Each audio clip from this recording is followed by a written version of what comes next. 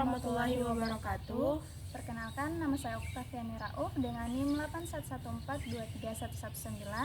Saya adalah Puspita Maku dengan NIM 811423122. Kami dari mahasiswa aktif jurusan Kesehatan Masyarakat Universitas Negeri Gorontalo. Nah, di sini kami akan menjelaskan tentang penyakit difteri.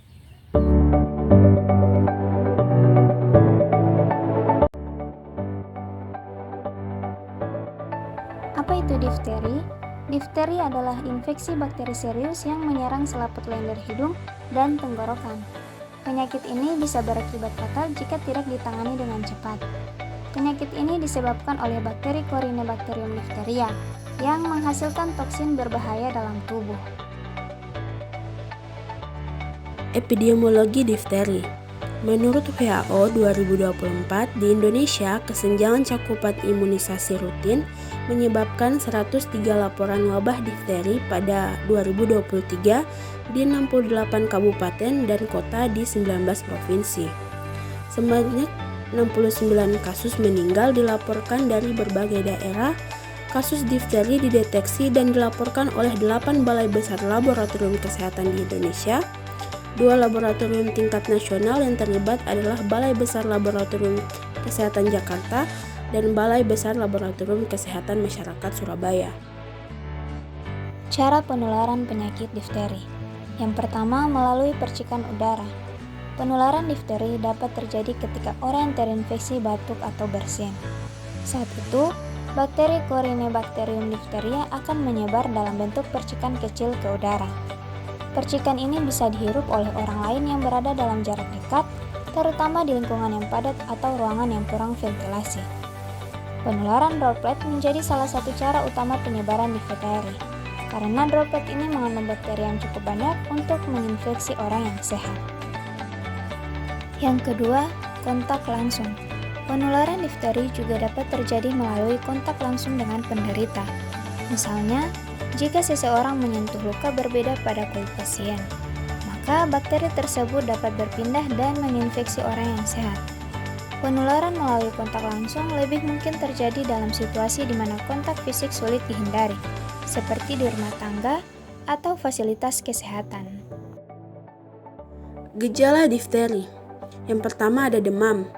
Penderita akan demam ringan sekitar 38 derajat Celcius biasanya muncul di awal.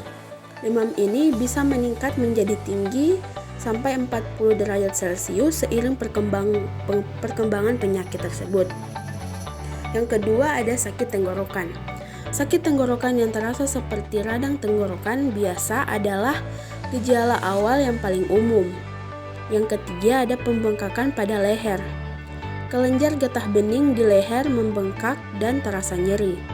Pembengkakan ini bisa semakin parah seiring perkembangan penyakit. Yang keempat ada lendir abu-abu di tenggorokan. Ini adalah gejala yang paling khas dari difteri.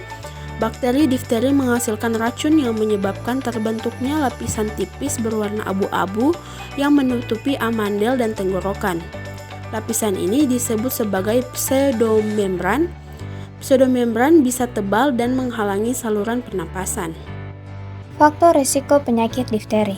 Yang pertama, anak tidak divaksinasi.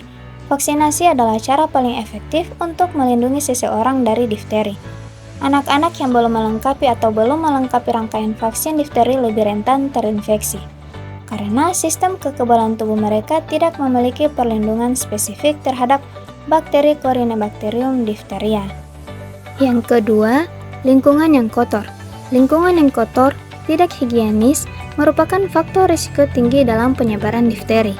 Kondisi ini menciptakan peluang bagi bakteri untuk berkembang biak dan menyebar dengan lebih mudah. Yang ketiga, bepergian ke daerah endemik difteri. Bepergian ke daerah dengan angka kasus difteri yang tinggi juga meningkatkan risiko terinfeksi, terutama jika individu yang bepergian belum tiba atau memiliki imunitas rendah.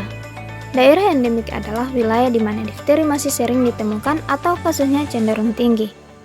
Ketika seseorang melakukan perjalanan ke daerah seperti ini, mereka lebih mungkin terpapar orang yang terinfeksi atau benda yang terkontaminasi oleh bakteri. Pencegahan difteri. Mencegah difteri bisa dilakukan dengan imunisasi DPT. Pastikan anak-anak menerima imunisasi DPT, yaitu pemberian vaksin difteri yang dikombinasikan dengan vaksin tetanus dan batuk renjan atau pertusis. Imunisasi DPT merupakan salah satu imunisasi wajib di Indonesia yang diberikan pada anak-anak usia 2, 3, 4, dan 18 bulan, serta pada anak usia 5 tahun. Yang kedua ada personal hygiene. Anda bisa mulai menerapkan kebiasaan mencuci tangan, terutama sebelum makan dan sesudah buang air. Usai berkegiatan di luar ruangan juga selalu menjaga kebersihan lingkungan, terutama tempat tinggal, hingga bakteri difteri tidak berkembang biak dan menyerang anggota keluarga tercinta. Pengobatan difteri. Yang pertama, antibiotik. Pemberian antibiotik seperti penisilin atau eritromisin dapat membantu membunuh bakteri dan membersihkan infeksi. Antibiotik juga dapat mencegah penularan dari pengidap difteri ke orang lain. Yang kedua, antitoksin. Dokter juga akan memberikan obat untuk menetralkan racun difteri dalam tubuh. Obat ini diberikan melalui suntikan ke pembuluh darah atau otot. Sebelum memberikan antitoksin, dokter perlu melakukan tes alergi kulit untuk memastikan orang yang terinfeksi tidak memiliki alergi terhadap antitoksin. Jika seseorang memiliki alergi, kemungkinan besar dokter tidak akan memberikan antitoksin dan mencari pengobatan alternatif lain. Itulah penjelasan terkait penyakit difteri. Lebih dan kurangnya kami mohon maaf. Wassalamualaikum warahmatullahi wabarakatuh.